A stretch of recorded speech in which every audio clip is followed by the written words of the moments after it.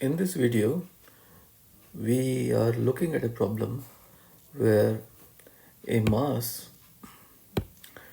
a block of mass little m, slides down an inclined plane by a height h, and it strikes a stick of mass capital M, and we want to know, you if the block sticks to the stick here, you know, how how high will the block move, or alternatively, what's the angle theta that it makes, okay, when the stick and the block together uh, have stopped moving. Okay, so let's look at this problem. So let me attach this block here just so we we have a block attached. So now the first thing to do here is step one is we find the velocity of the block at the bottom, okay, after it has slid downwards. So here we use the conservation of energy, and then to find that, half mv square, that's the total kinetic energy at the bottom, okay, plus the potential energy at the bottom equals the kinetic energy at the top plus the potential energy at the top. So which gives us a velocity equal to square root of 2gh. Okay, so that's the velocity of the block of mass little m when it strikes the stick. Okay. Now in step 2, what we'll do is we will apply the law of conservation of momentum, okay, to find the angular velocity of the stick and the block together right after the collision happens.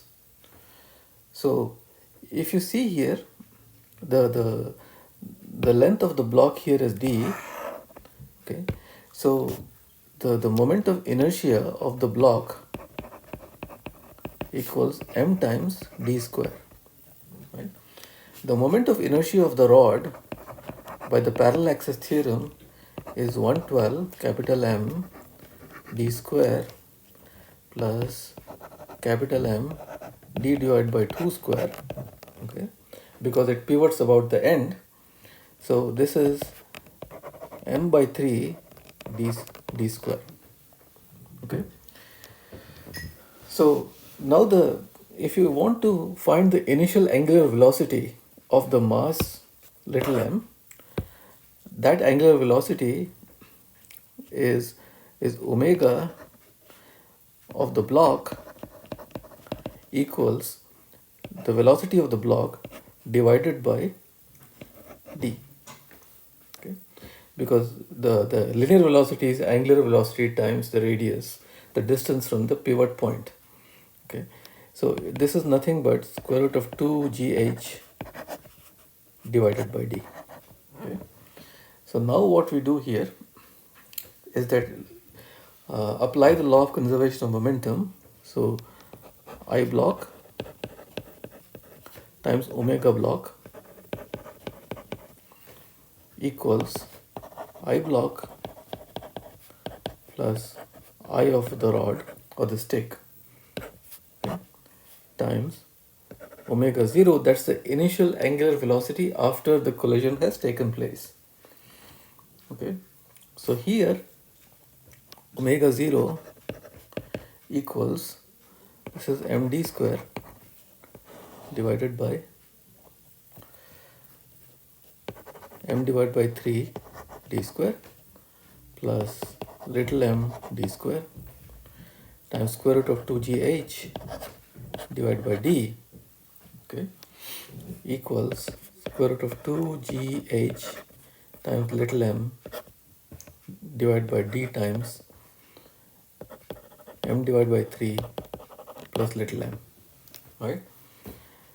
Now what we'll do here is we will use the law of conservation of energy, okay.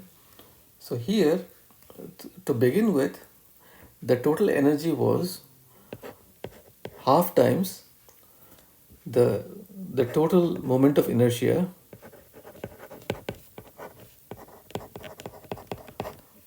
times the square of the angular velocity, okay, and plus the potential energy being zero, right, equal to zero being the final kinetic energy when the rod and the mass come to rest, and the potential energy is capital M, okay, times d over 2 times 1 minus cosine theta, okay, because the centroid of the rod has moved up by d divided by 2 times 1 minus cosine theta, and then we multiply that by g plus m times g times d times 1 minus cosine theta. That's because the the mass little m has moved up by d times 1 minus cosine theta, okay. So therefore here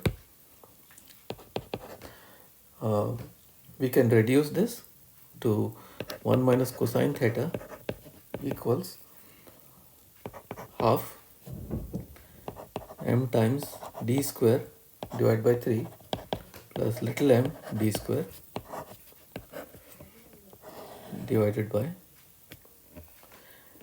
g times m divided by 2 plus little m times d times 2gh divided by d square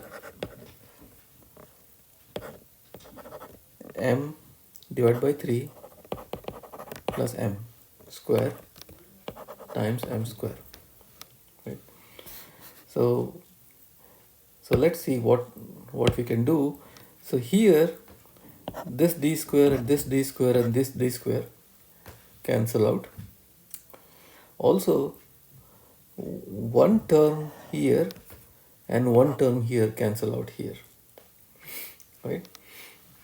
So what we are left with, and also there is one more cancellation, so the g's also cancel out. So here and also the 2 cancels out with a half here, okay. So what we are left with is h divided by d times m square divided by m divided by 2 plus m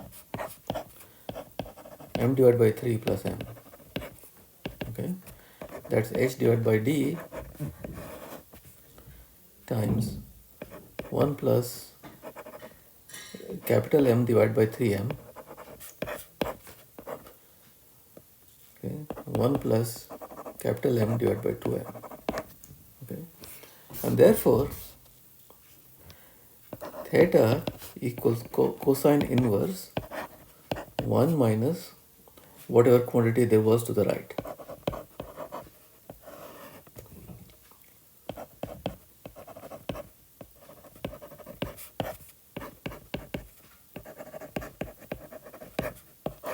And that's it, right. So just let's recap.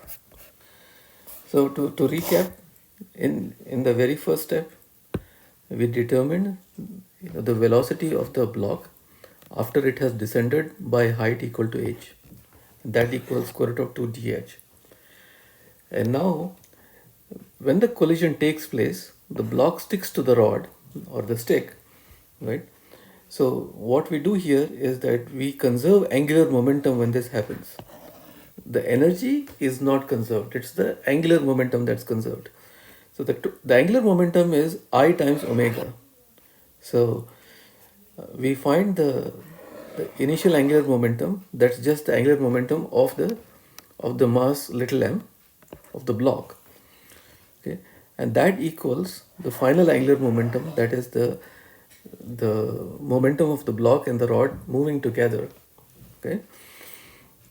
So we find the moment of inertia of the rod using the parallel axis theorem, and therefore we find the initial angular velocity of the block rod system.